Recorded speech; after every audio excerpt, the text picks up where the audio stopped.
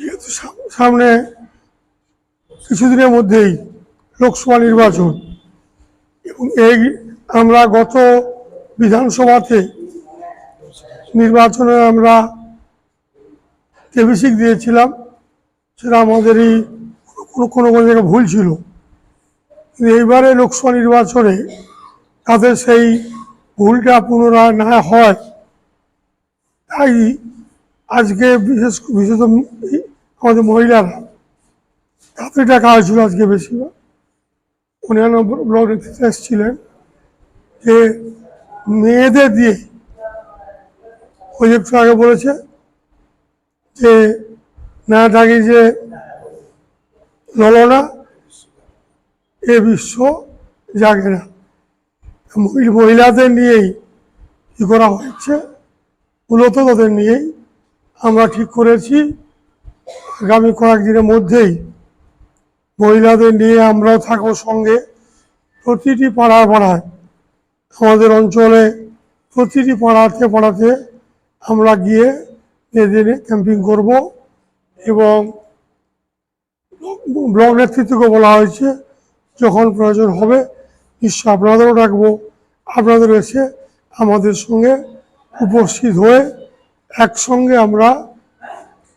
আগামী লোকসভা নির্বাচন লড়াইটা লড়ব। নাম বিমান পান্ডা, সভাপতি তৃণমূল কংগ্রেস। বিগত পঞ্চায়েত নির্বাচনের পর আমরা প্রথম 2-3 মাস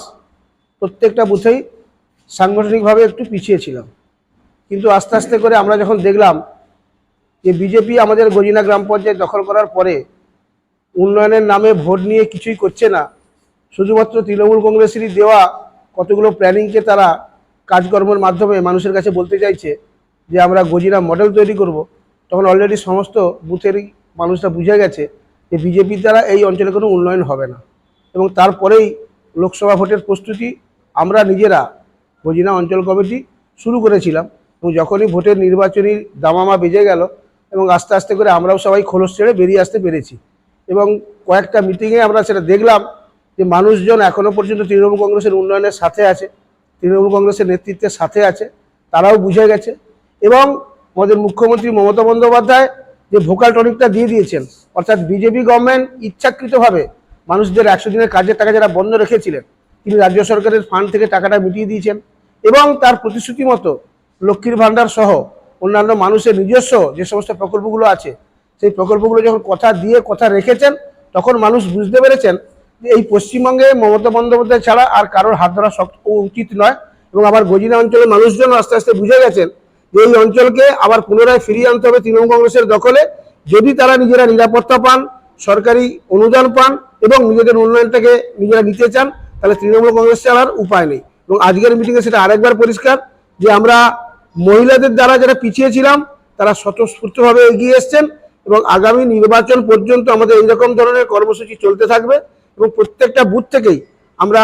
পঞ্চায়েতে হারিয়ে যাওয়া সমস্ত লিডগুলোকে আবার পুনরুদ্ধার করব এবং এই গজিনা অঞ্চল থেকেই আমরা দেবাংশু বাবুকে 1 থেকে 1,500 ভোটে লিড দিয়ে গোটা ময়না ব্লককে প্রমাণ করে দেবো যে আমরা তৃণমূল কংগ্রেসের সঙ্গে ছিলাম, আছি এবং আগামী দিনেই থাকবো।